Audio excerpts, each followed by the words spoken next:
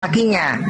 Betapa indah ketika iblis dengan Juma dan kawan-kawan dijadikan tumpuan kakinya. Seperti yang telah nubuat tentang Mesias, bahwa Tuhan berfirman kepada Tuanku, duduklah di sebelah kananku supaya musuh-musuhmu kujadikan tumpuan kaki.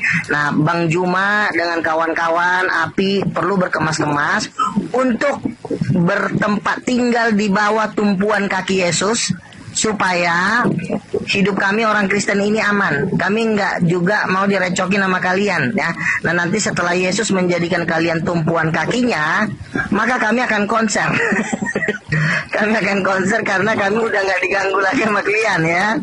Makanya saya berterima kasih kepada Tuhan Yesus dan Allah Bapa yang sudah menjadikan iblis dan Juma dan kawan-kawan menjadi tumpuan kaki Yesus untuk selama-lamanya. Terpujilah nama Tuhan kami Yesus Kristus. Ya, baik. Bukti akurat bahwa Yesus itu kemudian hancur lebur oleh iblis dalam konsep agama Kristen berdasarkan buku Kristen, bukan asumsi ya, tapi bukunya sendiri yang mengatakan itu. Orang itu harus kita serahkan dalam nama Yesus kepada iblis, sehingga binasa tubuhnya, agar rohnya diserahkan pada hari Tuhan. Jadi semua orang itu diserahkan kepada iblis dalam nama Yesus. Bahaya ini.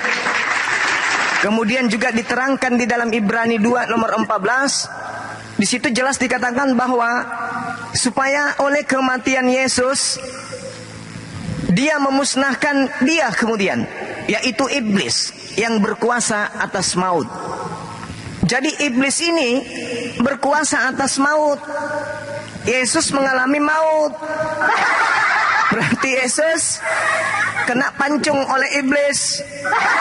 Karena penguasa maut itu adalah iblis, dan Yesus mengalami maut. Digorok dia, disembelih dan diserahkan ke alam maut. Berarti diserahkan ke alam iblis. Jadi kalau melihat keadaan yang sesungguhnya berdasarkan Bible, untung saja apologet Islam selalu membela Yesus. Tapi kalau kita ikuti irama Bible, maka Yesus itu diserahkan kepada iblis. Karena iblis itu adalah yang berkuasa atas maut. Yang berkuasa atas maut itu adalah iblis. Dan Yesus pernah masuk ke dalam alam maut, dibunuh oleh iblis itu sendiri. Jadi tak berdaya. Tak berdaya. Tak ada berdaya. Makanya di dalam Islam dikatakan bahwa ajaran Yesus, ajaran Kristen, ajaran salib itu semua ajaran yang dibengkokkan dari ajaran Nabi Isa alaihissalam. Adanya Kristen hasil dari makar terhadap ajaran Nabi Isa. Itulah bukti yang tadi. 1 Korintus 5 nomor 5. Orang itu harus kita serahkan dalam nama Tuhan Yesus kepada setan, sehingga binasa tubuhnya, agar rohnya diselamatkan pada hari Tuhan. Artinya orang-orang Kristen ini harus diserahkan kepada iblis dalam nama Yesus. Lucu ya? Lucu. Oke. Lucu itu. Jadi gini. Jadi Yesus kasihan pernah diserahkan ke alam iblis. Ya Allah ya Tuhan. Silakan. Nah, inilah akibat karena Juma dan kawan-kawan ini udah ketar-ketir menghadapi apa yang namanya janji Yesus. Bang Juma, Yesus sudah berjanji Bang, bahwa kalian, kalau kata Rasul Paulus mengatakan bahwa dia sekarang hanya menantikan di mana semua musuh-musuhnya dijadikan tumpuan kakinya. Jadi memang saya melihat memang indah ya nasibnya mereka ini ya.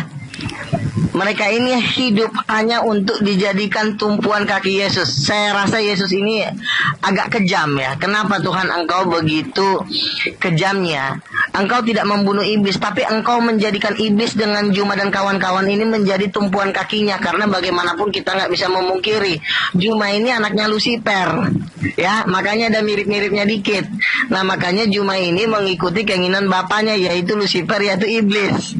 Makanya Juma dengan iblis akan dijadikan tumpuan kaki Yesus. Gue bilang emang Yesus memang paten luar biasa ya. Udah duduk di, makanya Yesus berkata, langit adalah tahtaku, Bumi adalah tumpuan kakiku. Ya memang puji Tuhan, Juma dengan iblis memang tinggal di bumi. Nah makanya firman Allah berkata, langit adalah tahtaku, bumi adalah tumpuan kakiku. Makanya iblis dengan Juma dengan seluruh pasukannya akan dijadikan tumpuan kaki Yesus ketika Yesus datang kembali. Setelah itu, setelah dijadikan tumpuan kakinya, setelah diinjak-injak, maka dicampakkanlah iblis dengan seluruh Beelzebul pasukannya, setan-setan kuntilanak serta dengan Juma dicampakkan ke lautan api. Hal ini sudah dilihat oleh teman saya si Ray. Dia mendapat mimpi, dia bermimpi Juma diseret-seret oleh beruang hitam berjubah hitam ke lautan api. Nah makanya saran saya untuk pengikut Juma, tinggalkanlah si Juma, nanti kalian ikut diseret-seret, dicampakkan kalian ke lautan api. Cukup ya. Jadi sekali lagi saya katakan bahwasanya bukti iblis itu berkuasa atas diri Yesus. Ketika kemudian Yesus mengatakan di dalam Yohanes 6 nomor 70, akulah yang memilih engkau yang 12, tapi satu di antaramu adalah iblis. Siapa? Yudas. Yudas berhasil mengkhianati Yesus. Dipantek dia dalam pemahaman Kristen, berarti iblis berhasil membunuh Yesus. Iblis berhasil membunuh Yesus. Tak ada cerita Yesus berhasil membunuh iblis. Gak ada dalilnya. Maka matilah iblis, ya, atau disembelihlah iblis, atau disaliblah iblis. Tak ada. Yang ada Yesus yang disalib. Yang ada Yesus yang dihianati. Yang ada Yesus yang menjadi mayat. Iblis tidak pernah jadi mayat, hanya Yesus. Berarti dalam hal ini iblis dan Kristen sama-sama berjaya menjadikan Yesus itu menjadi hal yang takluk kemudian kepada iblis. Itu pasti. Iblis merasuki Yudas tujuannya agar Yesus berhasil dibunuh. Dan atas dibunuhnya Yesus, Kristen tepuk tangan. Atas dibunuhnya Yesus oleh iblis, Kristen kemudian berbahagia. Kristen kemudian merasa terjamin keselamatannya atas keberhasilan setan membunuh Yesus. Ini adalah satu hal yang menggelikan gitu loh. Ketika sang iblis berhasil membunuh Yesus, yang merasa mendapatkan hadiah Kristen. Yang merasa mendapatkan juru selamat Kristen. Yang berhasil kemudian mendapatkan keselamatan adalah Kristen. Jadi yang panen atas kematian iblis Yesus yang dilakukan oleh iblis, yang panen adalah Kristen. Jadi Kristen ini adalah anak-anak iblis. Silakan Anda keluar dari lingkaran itu. Monggo. Yesus kan sudah bangkit dari kematian. Ketika Yesus bangkit dari kematian, dia naik ke surga, iblis ngapain? Iblis nggak bisa berkuasa lagi atas Yesus. Dan Yesus sudah berjanji bahwa dia akan datang kembali, akan mencampakkan iblis ke lautan api. Saya bacakan ayatnya ya, supaya kita nggak disangka ngarah. Ya, Matius 25, inilah nasib iblis dengan Juma dan kawan-kawan di hari penghakiman terakhir. Ternyata yang jadi hakim di akhir zaman itu ternyata Yesus. Juma dengan iblis berdiri di hadapan singgasananya Yesus. Kebetulan Juma kan duduknya kan paling pojok, dia berdiri, dia paling pojok sebelahan sama si Beelzebul. Nah, apa yang terjadi? Yesus berkata di Matius 25, saya bacakan ya. Dan raja itu menjawab, aku berkata kepadamu, sesungguhnya segala sesuatu yang kamu lakukan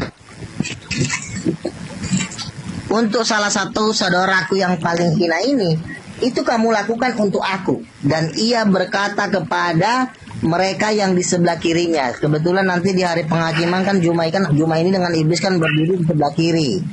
Nah, Yesus berkata apa? Enyahlah dari hadapanku, hai kamu orang-orang terkutuk. nyahlah ke dalam api yang kekal yang telah sedia untuk iblis dan malaikat-malaikatnya.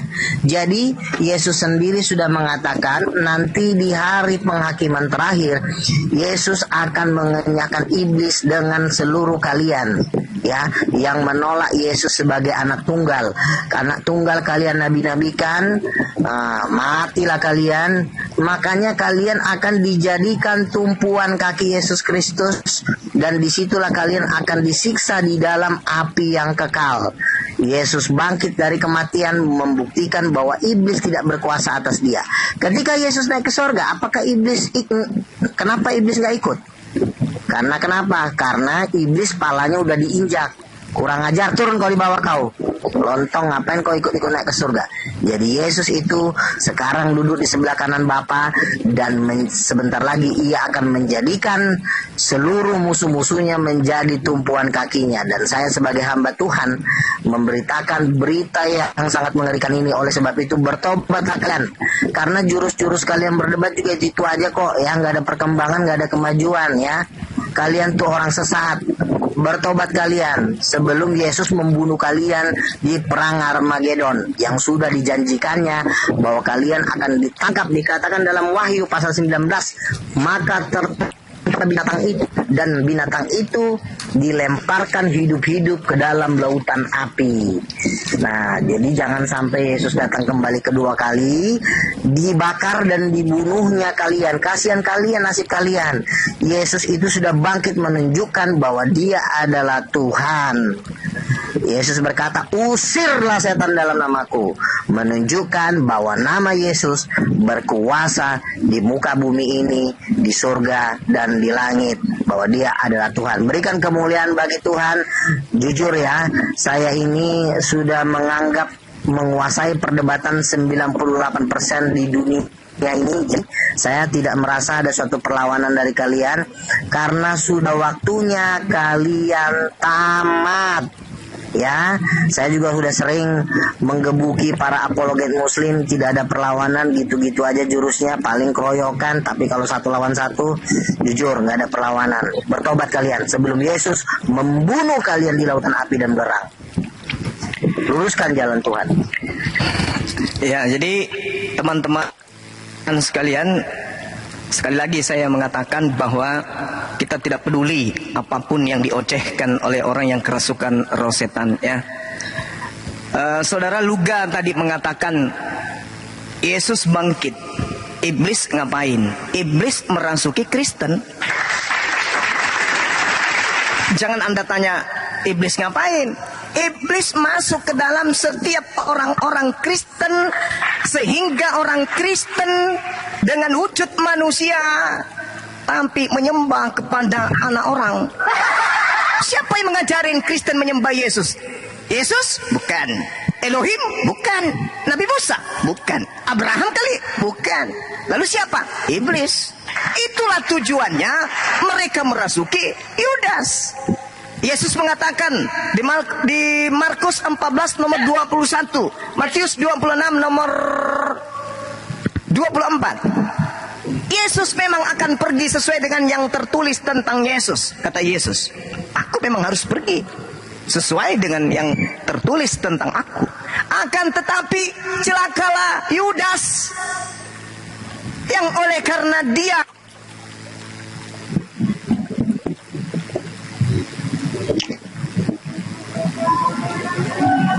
Mana repot ya, Bang Juna ya? Ya, Bang Juna, siapa sih? Suka-suka merepot. Nah, Taruh lu nanti gue menang ya. Taruh lu gak? Yang mau nanya lu gak? Siapakah manusia yang dilahirkan oleh Bunda Maria yang pernah dibawa oleh iblis? Siapa namanya gak? Yesus. Waktu Yesus dibawa oleh iblis, yang berkuasa siapa gak? Ya Yesus lah. Gimana sih? Loh, masa yang terbawa berkuasa? Ya kalau cuma dibawa doang 2-3 meter itu nggak ada pengaruhnya. Jauh. Di KPS, kecuali Yesus digebukin. Dulu ini bahasa kalau cuma Indonesia. gini, apinya menunjukkan. Dan kita kan cuma diajak 2-3 meter untuk menunjukkan, itu nggak masalah nih. Dengerin dulu Matius 4 nomor 8 sampai 10 di sana. Iblis membawa Yesus ke gunung yang sangat tinggi. Jauh loh itu Iya, emang perjalanannya. kalau di bawah emang kenapa sih? Nah, Kenapa? maksud saya, Masalahnya apa? ntar dulu, lu kan, saya belum selesai. Kalau Yesus dibawa oleh iblis, artinya iblis pernah menguasai Yesus. Itu Betul bukan itu. menguasai namanya. Yang melempar iblis dari surga sehingga iblis nggak bisa naik lagi ke surga sampai hari ini, siapa yang lempar? Kan Yesus yang lempar. Ada Iya, nggak? tapi ini kan Ada nggak? Ini saya pakai data loh ya, jangan dibantah loh datanya Kak. Sekarang saya tanya, iblis bisa ke surga nggak sekarang? Dengarin dulu, Iblis saya bisa belum, ke surga. jangan buru-buru ke surga dulu, ini di dunia dulu gitu loh ya, sabar dulu. Jadi iblis itu pernah membawa Yesus ke gunung yang tinggi. Yang namanya terbawa, masa ada iblis membawa Tuhan? Ini menurut akal sehat nggak nih? Kalau ada iblis membawa Tuhan? Baik, izinkan saya menjawab ya, celeng bes ya, Ya. gini celeng, memang siapa namanya Bang, Ini Bang kamu Teguh kasih bilang cewek. Biar Bang Handi, biar nggak apa-apa Bang Handi, sabar. sebentar kan Bang Handi kan, Bang Handi celeng bes kan. Nggak apa-apa Bang Handi, ini kan Ya, pemakan nggak apa-apa. celeng. Saya mau Sperma bapaknya yang masuk ke rahim ibunya yang berasal dari sari mati celeng. Makanya dia jadi orang. seperti Allah yang menyesatkan di GS 14 ayat 4 tadi. Udah, turunin, Gitu saya jawab. turunin Nggak bisa binatang ini, diskusi, binatang ini Pak. turunin, Turunin. Kenapa binatang kalian? ini turunin binatang yang dientot sama babi mamanya sampai dia Jangan lahir. terpancing Pak. Turunin, nggak Jadi- apa-apa, orang binatang kayak gitu ngapain dihargai? Nggak apa-apa. Tadi kan dari tadi saya bilang. Kalau sudah menghujat Allah nggak masalah, Iya, saya nggak betul. takut. Menghujat Bang Handi nggak masalah, nggak apa-apa. Menghujat pribadi nggak apa-apa. Penting jangan menghujat Allah. Ya, jadi saya lanjut materi saya Bang Handi ya. Iya siap. Markus 14 nomor 21, Matius 26 nomor 24. Kata Yesus, anak manusia memang akan pergi sesuai dengan apa yang tertulis tentang dia. Akan tetapi celakalah Yudas yang olehnya Yesus diserahkan. Adalah lebih baik bagi Yudas itu sekiranya ia tidak dilahirkan. Kenapa Yesus mengatakan kata ini? Kenapa? Padahal Yudas ini adalah orang yang paling berjasa untuk Kristen. Tanpa Yudas berkhianat, Kristen tidak punya sembahan.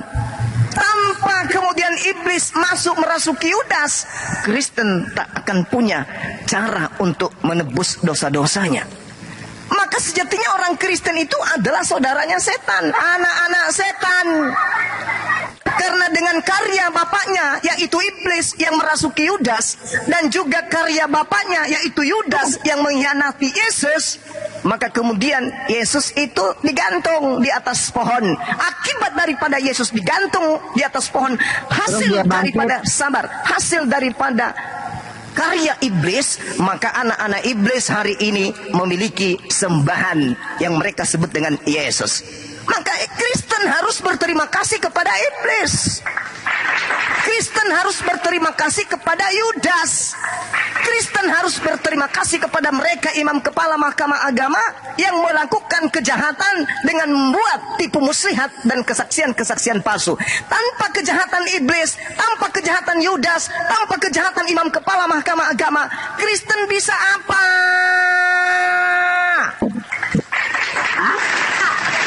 Kristen bisa apa? Siapa yang akan mereka sembah? Siapa yang akan mereka persembahkan sebagai penebus dosa mereka? Siapa? Yesus. Atas berkat siapa? Iblis. Atas supaya siapa? Yudas. Maka agama Kristen harus memproklamirkan ucapan terima kasih kepada pahlawan mereka, yaitu setan yang bekerja sama dengan Yudas dan para orang-orang ahli kitab. Itu jelas itu. Jadi yang mereka sembah adalah buah karya dari setan. Yesus kalah dari setan. Seperti itu. Silakan. Oke. Ketika Yesus bangkit dan naik ke surga, iblis nggak bisa ikut naik ke surga. Kenapa iblis nggak bisa naik ke surga? Karena dari surga iblis sudah dianggap anjing sama Yesus. Ketika Yesus melempar iblis dari surga ke bumi, katanya, anjing, turun kau. Dan ketika ketika iblis sudah dilempar ke bumi, dia nggak bisa naik lagi. Makanya ketika Yesus naik ke surga, iblis nangis dengan seluruh antek-anteknya, termasuk si Juma. Nangis dia. Karena kenapa? Karena Juma pun nggak bisa naik ke surga dengan sama kayak bapaknya si Lucifer. Lucifer dengan anaknya Juma anaknya, Lucifer bapaknya. Nggak bisa naik ke surga seperti Yesus. Bentar lagi juga kami mau rapture. Yesus sudah mau datang, kami diangkat ke surga. Kembali lagi si Juma dengan si iblis ini sama nasibnya, tinggal di bumi. Makanya Yesus berkata, aku dari atas, kamu dari bawah. Ya, aku dari atas. Dan Yesus juga berkata, ayatnya luar biasa, tidak ada seorang pun yang telah turun dari, tidak ada seorang pun yang telah naik dari surga selain daripada dia yang turun dari surga, yaitu anak manusia. Jadi Yesus ini naik ke surga, turun naik nih bebas. Tapi kalau si iblis itu buangan, dilempar dari surga. Kata si Gabriel, kurang ajar, turun kau. Turun di iblis dengan 3/4 pasukannya. Dan ketika Yesus mati, bangkit, naik ke surga, iblis juga pengen naik ke surga. Karena di bumi ini kan semua kan tahu sendiri, banyakkan sampah. Di neraka apalagi, di jurang maut, itu api semua. Jadi sampai kapanpun iblis tidak bisa naik ke surga, karena di surga dia udah dianggap anjing. Nah sama nih nasibnya nih, kayak si Juma nih. Ini nggak bisa ke surga nih si Juma ini. Jangankan ke surga, dia akan turun ke jurang maut. Nah kami, puji Tuhan, Bang Juma, Yesus akan menjemput kami naik ke surga, kamu tinggal di bawah. Masuk neraka lah kamu. Udah, kau bantai tuh, cok. Oke, baik. Jadi, saudara-saudara sekalian, wakil Kristen ini mengatakan bahwasanya iblis itu tidak berhasil ke surga. Hanya orang tulul yang berbicara seperti itu. Iblis itu sudah tahu tempatnya di neraka. Dia sudah rida terhadap neraka akan dirinya. Baik di dalam Bible, kitabnya orang Yahudi, maupun di dalam Al-Quran. Bahwa iblis itu adalah penghuni neraka. Sudah final. Sudah final. Kalau iblis aja sudah final menjadi penghuni neraka, bagaimana pengikutnya? Nah sekarang pertanyaannya muncul. Iblis bukan mau ke surga. Iblis sudah memiliki tempat di neraka. Maka iblis kemudian saat ini hanya mencari pengikut, bukan mau berusaha ke surga. Iblis sudah tahu dia bakal ke neraka, maka dia punya misi di atas muka bumi ini, mencari pengikut. Pertanyaan muncul, siapa yang menerima karya iblis di atas tiang pohon? Siapa yang berkongko-kongko dengan usaha, dengan upaya, dengan doktrin dan dogma agar pembunuhan yang dikaryai oleh iblis di atas tiang salib itu diimani sepenuh hati, dijadikan sebagai aliran kepercayaan bahwa orang selamat karena matinya Yesus di atas tiang pohon. Itu agama apa itu? Siapa yang kemudian menerima hadiah dari setan itu? Siapa? Islam tidak mau menerima karya iblis di atas pohon. Tidak mau. Nah sekarang ada nggak agama lain selain Kristen yang menerima karya setan di atas tiang salib? Tak ada kan? Hanya Kristen. Orang Yahudi menolak. Hanya Kristen yang menerima karya iblis di atas tiang salib. Maka Al-Quran mengatakan, wa kanal kafiru ala rabbihi zahira. Adalah orang Kristen itu penolong-penolong setan untuk mendurhakai Tuhan pencipta alam semesta. Itu kata Al-Quran. Apa buktinya? Apa buktinya? Tolong dengarkan saya 1 menit. Apa bukti kebenaran Al-Quran bahwa Kristen adalah saudaranya setan yang menolong setan untuk menyesatkan anak manusia? Ini buktinya. Yesus dirasuki Yudas. Siapa yang merasuki? Apa? Yudas dirasuki oleh iblis. Apa tujuan iblis merasuki Yudas? Agar Yesus dibunuh. Apa tujuan iblis membunuh Yesus? Apakah agar manusia selamat? Atau agar iblis menyesatkan manusia dengan menjual tragedi penyaliban itu sebagai unsur penebusan dosa kepada manusia-manusia yang bocor halus otaknya? Tentu tujuan iblis merasuki Yudas agar supaya Yudas berhasil dibunuh. Dan atas pembunuhan kepada Yesus, iblis kemudian berkarya, menjual karya itu, bahwa yang tadinya binatang yang harus mati untuk menebus dosa dirubah menjadi Yesus yang mati harus menebus dosa. Maka orang-orang yang tak berakal tapi berotak menerima ajaran iblis itu, bahwa matinya Yesus di atas tiang salib adalah penebusan dosa-dosa kita. Tuyul. Itu bukti. Iblis merasuki Yudas agar Yesus dibunuh. Berarti yang menginginkan pembunuhan terhadap Yesus adalah iblis. Siapa yang menuai? Siapa yang panen? Siapa yang berterima kasih? Siapa yang gembira? Siapa yang bertepuk tangan atas berhasilnya iblis membunuh Yesus? Siapa? Hah? itulah dia yang mengatasnamakan Kristen, Katolik, Protestan, Advent, dan seterusnya. Itulah mereka, orang-orang yang berbahagia atas berhasilnya iblis membunuh Yesus. Karena kalau iblis tidak berhasil membunuh Yesus, Kristen nebus dosa pakai apa? Untung iblis berhasil. Andai saja iblis tidak berhasil membunuh orang di atas tiang salib, Kristen bingung, gimana caranya menebus dosa ya? Gimana ya caranya dosa kita ini diampuni ya? Kristen bingung. Jadi karena iblis berhasil membunuh Yesus di atas tiang pohon, maka orang-orang Kristen yang berbahagia atas karya iblis itu. Jadi kesimpulannya, setan alias iblis adalah pahlawan yang berjasa bagi orang Kristen. Maka yang masuk ke neraka bersama dengan iblis adalah yang percaya akan karya iblis. Siapa itu? Kristen. Maka hanya ada satu kata untuk mereka: tenggelamkan. Silakan Anda bantah. Oke, saya heran ya, si Juma ini ngomong ini berdasarkan kuasa siapa ya? Menurut saya dia ini nggak punya Tuhan. Tuhannya nggak pernah menyatakan diri kok. Makanya dia ini berbicara berdasarkan dirinya. Nanti ditenggelamkan, mati, nangis, masuk neraka. Kau tuh nggak punya Tuhan. Mana Tuhan kau? Bapak itu bukan Tuhan kau. Kau itu berbicara atas dirimu sendiri. Karena kau tuh nggak punya Tuhan. Kau ngoceh-ngoceh. Ntar tabrak mobil meninggal, ya kan? Tabrak truk meninggal. Kalau Yesus itu udah bangkit dari kematian. Yang membangkitkan Roh Kudus, bukan Tuhan kau yang ngebangkitin. Tuhan kau tuh nggak pernah ada menunjukkan kuasanya sedikit pun. Kau nggak punya Tuhan, ngoceh-ngoceh mau ngelawan Yesus, nanti dibunuh sama Yesus, masuk neraka kau. Gimana sih manusia sesat ini, susah kali diajarin. Udah nggak punya Tuhan, ngomongin iblis. Emang iblis bapak kau? Bapak kau tuh iblis. Katanya punya Tuhan, Tuhannya juga nggak pernah kelihatan. Gimana wujud Tuhan? Kayaknya yang baru kali ini si Luka nangis. Bilang bang, kalau betul menangis apanya? Ya bantah. Siapa yang menerima karya Kamu iblis itu nggak punya Tuhan Juma. Kamu itu enggak setan. Jangan nangis dong. Itu bangkit dari kematian, yang bangkit itu siapa? Siapa yang menerima Yesus karya itu iblis di atas tiang? Bangkit. Ya sekarang saya tanya. Yes. Main report lagi nih orang-orang, kenapa sih? Iya, di report lagi gitu. Ya apa ya.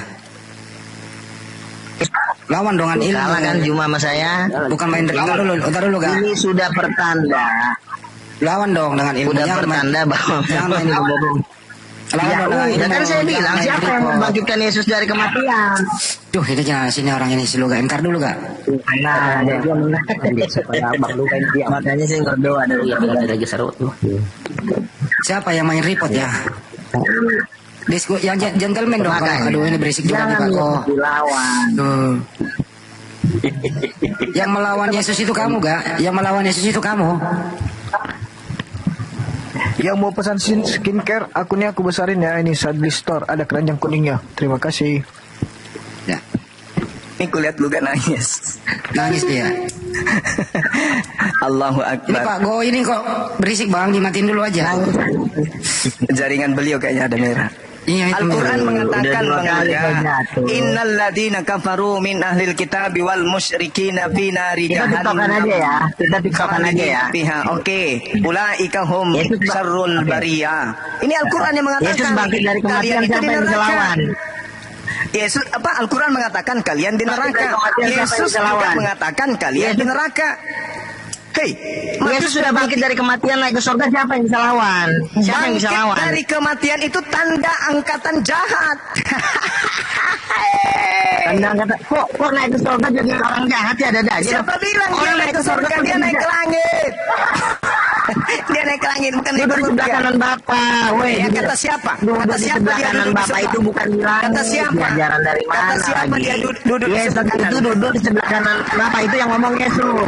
Di mana Yesus itu dia berbicara dengan kuasa dan kebangkitannya. Kau ngomong berdasarkan kuasa apa yang dukung kau? Kuasa apa Yesus yang dukung kau ngomong? Di Orang gak ada dalam mujizat Matius kok. 12, Yesus berkata di sana dengan sangat jelas bahwasanya angkatan jahat ini minta satu tanda dan tidak diberikan satu tanda pun kecuali tanda Gak bangkit nyambung. dari hari ketiga. Ditanya Yesus bangkit dari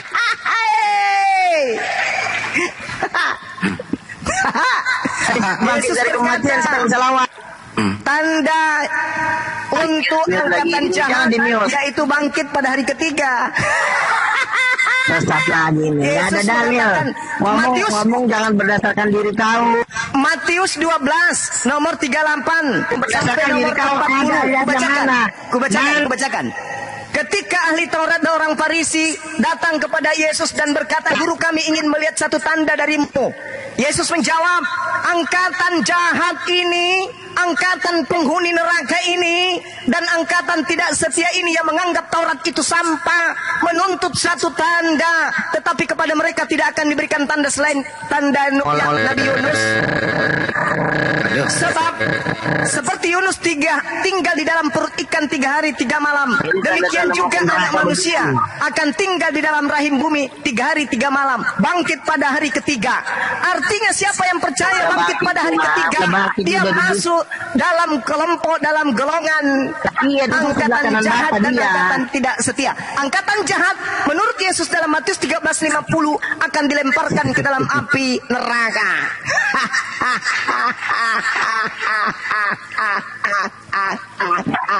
Dalam neraka. Udahlah Juma lo bertobat aja lah, kelamaan lo. Tenggelamkan pula nanti. Nangis dia, semoga nangis dia. Wasra dia. Asli nangis ini Bang Luga. Allahu Akbar.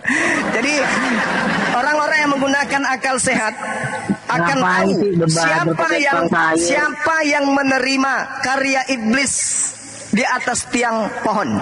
Siapa yang menerima karya iblis? Udah Bang Juma udah naik ke surga, kau masih di Itu doanya andalanya. Andalanya baik Nabi Muhammad nggak bisa bangkit kok. Angkatan jahat menerima Yesus bangkit pada hari ketiga. Murid-muridnya tidak menerima itu. Baca Matius 24. Matius 24 ya. Di situ sangat jelas dikatakan bahwa murid-muridnya kemudian tidak percaya akan kebangkitan itu, nggak percaya dia. Lukas 24. Iya, malah dikira hantu. Iya betul. Murid-murid yang tidak percaya akan kebangkitan Yesus, yang percaya atas kebangkitan Yesus itu hanya angkatan jahat, dan ternyata kamu bagian daripada angkatan jahat itu. Ketawa dia. Nangis ketawa. Allah Akbar. Silakan teman-teman Aduh, yang mau neraka, menangis. neraka. Yang penting malam ini Luga nangis. Lagian kalau ada orang pernah mati. Itu udah gua anggap itu. Jadi kira-kira akal sehatnya kemana ya? Ada orang pernah mati dikatakan Tuhan. Ini akal sehatnya kemana ya? Dimatiin oleh tentara Romawi dibilangin Tuhan. Kan Yesus kan bangkit pakai kuasa siapa emang? Yesus kan bangkit pakai kuasa sendiri. Kalau Yesus bangkit dengan kuasa sendiri, berarti dia Tuhan. Ya, lu diam dulu aja lu Kak. Lu diam dulu, ada yang mau jawab Kan ya. Yesus kan bangkit dengan kuasa sendiri. Ya udah lu diam dulu, ada yang mau bantu kau. Diam dulu. Ya silakan Pak. Bang Murah. Oke, saya bicara Ya, Yesus pergi ke surga tuh ada dalilnya dia menyediakan tempat di surga. Yohanes 14 ayat 1 sampai 3. Itu untuk muridnya yang bersunat. Jangan banyak cerita. Ya. Tapi katanya kan untuk Anda kalau menanyakan untuk menanyakan dalil kan? Itu Iya, tulis di tapi sini. itu janji Yesus untuk Bani Israel muridnya, bukan untuk Kristen. Dengar dulu bunyinya. Iya, dengarkan bunyinya. Silakan Anda bunyikan, silakan. Apa bunyinya? Di rumah Bapakku banyak tempat tinggal. Jika tidak demikian, tentu aku mengatakan kepadamu, Mu di situ siapa? Menyediakan tempat. Mu di situ siapa? Hah? Mu di situ siapa? Semua. Ya, Bani Israel. itu murid-muridnya yang tidak makan babi, yang tidak menyembahnya, yang menganggapnya rasul. Yang jelas ini dalilnya Yesus pergi ke surga. Enggak ada Yesus ke surga. Kau potong jari-jarimu semua kalau ada Yesus naik ke surga, enggak. Dia hanya menyatakan, dinyatakan naik ke langit. Ke Uranon. Dia bukan ke surga, dia ke langit. Enggak ada itu Yesus Surga itu surga. paradiso. Tahtanya Yesus itu duduk di sebelah kanan Bapa. Paradiso. Sebelah kanan Bapa itu. Tahta gimana? Tahta apa lagi untuk Yesus? Udah dibunuh sama setan kok. Tahta lagi. Udahlah, jadi RT aja Yesus itu nggak pernah, Bang Luga. Jangan menghayal. Tuhan. Dia berasal dari Ya, semua kita ini berasal dari Tuhan. Tak ada yang tidak berasal dari Tuhan. Semua manusia ini berasal dari Tuhan. Apa ini? Luga kenapa pergi? Siapa yang nurunin Luga? Terpental mungkin. Oh, terpental. Naikkan dulu Pandi Ahmad. Beliau mau promo akunnya, habis akunnya. Siapa namanya? Pandi Ahmad, orang gantengnya Kendari. Belum ada. Silakan request. Kok bisa? Tunggu. Apa nama akunnya, Dek?